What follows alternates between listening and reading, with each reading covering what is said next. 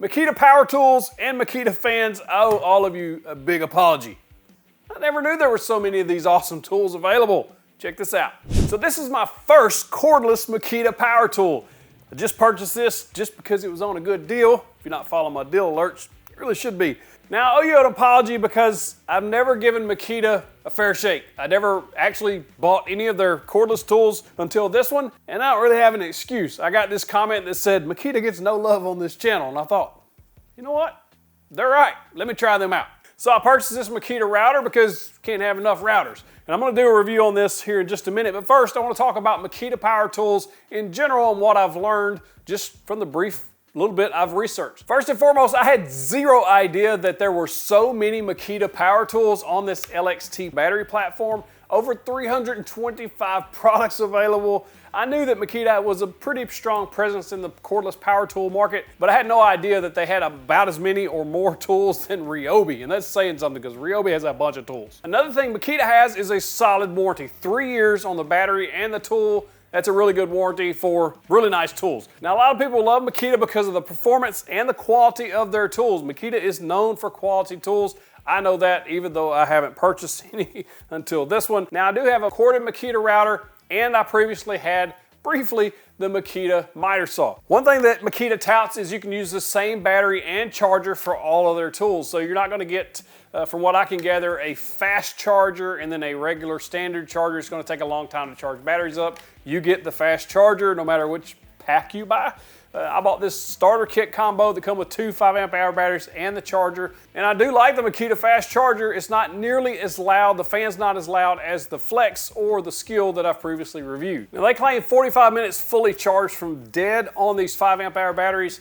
I plugged these in, I had 1 bar, and now they're at 3 bars in less than about 10 minutes, so they are fast charging. So if you just need to power it up a little bit to finish the job, you won't have any issues there. Another thing I like about Makita is they're not really store exclusive. In other words, you can purchase them from authorized dealers in a lot of different places. We're talking Tool Nut, Acme Tool, Amazon, Home Depot. You just got a lot of different online platforms or in-store options for you if you want to purchase their tools. I do like that because like Rigid and Ryobi are only Home Depot exclusives for their power tools as far as authorized dealers. Where Milwaukee, you can buy them in Home Depot and various other online outlets, but Amazon isn't an authorized dealer of Milwaukee. So if you do wind up buying a power tool from Milwaukee on Amazon and you have to do some warranty repairs to it, they may not honor the warranty because you purchased from an unauthorized dealer, aka Amazon. So I would highly recommend buying your Milwaukee tools from authorized dealers. But I think that's where Makita has a little bit of an edge there because you don't have to worry too much about that, where they have more authorized dealers. Guess what I'm getting at. Another thing Makita started doing this last year, I've not seen any other tool companies do recently. This is something they used to do way back in the day, are rebates. What's a rebate? Some of you young folks may not know. Well, a rebate is basically you mail in something or you submit something online now and you get something in return. Cash is usually what rebates are, but in Makita's case, they're giving you free product. So if you go to their website, you can check out their current rebates. I'll link that in the description. If you purchase from an authorized dealer, whatever is on promotion, you can get a free tool mailed to you if you meet the guidelines. Again, check their website, but that's a pretty cool deal that they're doing. I actually prefer the way Milwaukee, Ryobi, Rigid, DeWalt, all the other ones are doing where you buy the tool on the website and get the free one right then, or the free battery or whatever the promotion is. I like that model. I'm not sure if Makita is going to do that going forward. I'm assuming they will because I bought these 2 batteries and got the router for free. I think that's a really good deal. But I think Makita is opening a door here that the other ones have not done yet. In other words, you can still get the promos on the website where you get 2 batteries and a free tool or a free battery with Makita, but you can also check their website, and if they've got a promo going on a combo kit that you want, you might get a free tool with that as well. Pretty cool. As far as this router goes, out of the package, I think it is an excellent feeling router. It feels top quality, premium. When you get stuff like the Ryobi router or some of the lower end routers, you can feel the difference in the materials, the build quality. I think this one's well made. It's metal, it's really well made. All of the grip and everything feels good. And I like the size of this one. Unlike the Flex or the DeWalt, it's a little bit too big. I like this one similar to the Milwaukee as far as the way it feels in the hand.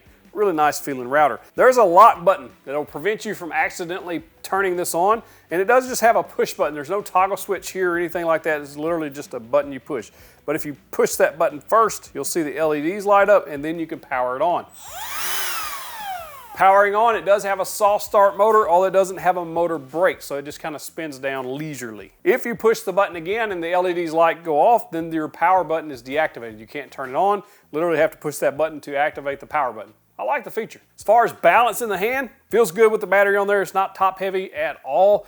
It's just a really good feeling router. I can't say that enough about this router. If this performs well, which I have zero reason to think it wouldn't, this might become one of my favorites up there with the Milwaukee. So far, the Milwaukee is my favorite trim router, but I do like the way this one feels in the hand. As far as adjustments go, much like a lot of other routers on the market, it literally has the same style flip switch that you can fast adjust to your bit, or you can take that all the way off. It does go on and off easy. I can't say that enough about all the routers. There's a little tab in there that fits in that groove. So long as you line those up, it'll slide right on there. And for micro adjustments, it does have this little dial. You can dial in the depth of your bit exactly where you want it and then lock that in place. This is a variable speed router. It goes from 10,000 to 30,000 RPMs should you need to adjust the speeds for your bits. This also has a brushless motor, meaning more power, more battery life versus brushed motors. And that's part of that LXT line. I think all of those are brushless tools, if I'm not mistaken. And in the pack with this, you do get 2 wrenches, so you can do bit changes with either the 2 wrench style, or it does have a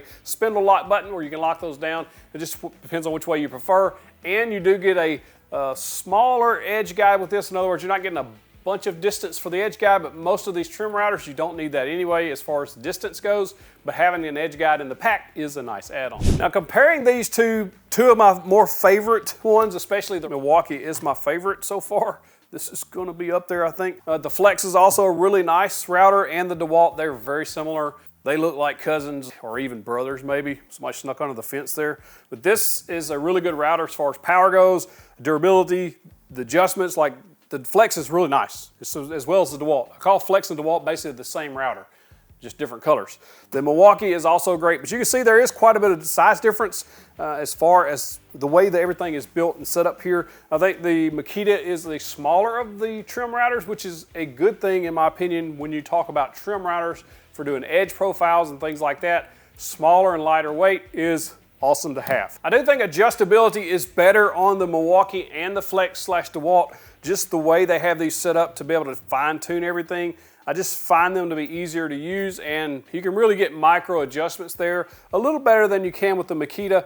One reason is the Makita feels a little bit sloppy on the adjustment when you're fine tuning it, and then you have to lock it down. There is a little bit of play there when it's not locked down. On the Flex and DeWalt, it does have that ring that you twist that easily dials in exactly where you need it, especially for those edge profile bits and stuff. I like that on there, and then it locks down. It's not a lot of play in there. And then with the Milwaukee, it's very similar. There's not a lot of play or slop in there when you're micro adjusting it and then you lock it down. This just has a little bit more slop than I would like. We could probably tighten that up a little bit, but it could be better. But once you've adjusted this and you lock it down, solid as rock. One thing in this combo kit that I purchased is missing is dust collection port or adapters. The Flex came with one, the Milwaukee came with one, the DeWalt comes with one if I'm not mistaken. So I really wish that they would have added that extra cover there so I could attach my dust hose, but it's a minor gripe, I guess. As far as power goes, using it as an edge profile, like it's just perfectly fine, just like every other trim router on the market. I don't think you'll ever be disappointed as far as doing edge profiles or even shallow grooves, etc., straight bits. I think you'll be just fine with this as long as you don't get too aggressive with it, similar to these other ones. A couple of things I wish that they would have added on or in the package with this. I think it needs a bigger base. Similar to the Flex, it comes with 2 bases. The Milwaukee comes with 2 bases. The DeWalt comes with 2 bases. I wish this combo would have came with 2 bases as well, one that's just a little bit bigger. Even if it was a little bit bigger around, that would be helpful, especially for stability on edge profiles, etc. That's a personal preference. I don't use a lot of these smaller bases like this, so it may just be me getting used to it. I think they could add a little bit bigger base on there. Would be perfectly fine. But if you need to get this into tight spaces, this is the router for you because the included base does fit perfectly on the base of the router. So that's a good thing if you need tight spaces. Other than that, edge profiles, I would like to see a bigger base. As far as price goes, it really depends on the combo kit. This router literally comes in 3 different configurations as far as combos you can buy. You can get this as bare tool only. If you already have Makita, be a good little add-on, or you can pick this up in combo kits that include plunge bases and other things. I think there's 3 different ones you can get. I'll link to all 3 in the description if you're interested, as well as this router that I bought on Amazon.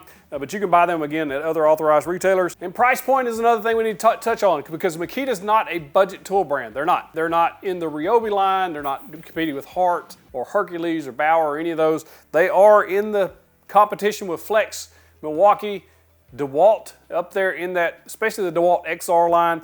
You're talking top tier cordless tools. That's what they're competing against, and I think they're doing a really good job. I've been impressed so far with this. I need to know what other Makita tools I need to check out. You got to let me know in the comments. And then I also have a question on Makita track saws. There's a 40 volt, if I'm not mistaken, and a 36 volt. Which one of those would you like to see on the channel?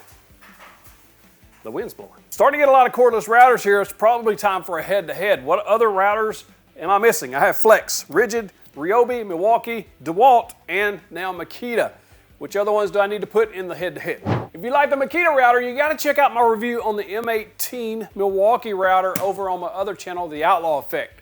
Check it out right there. Be sure to subscribe to that channel. Click in the box, get you the big old virtual fist bump.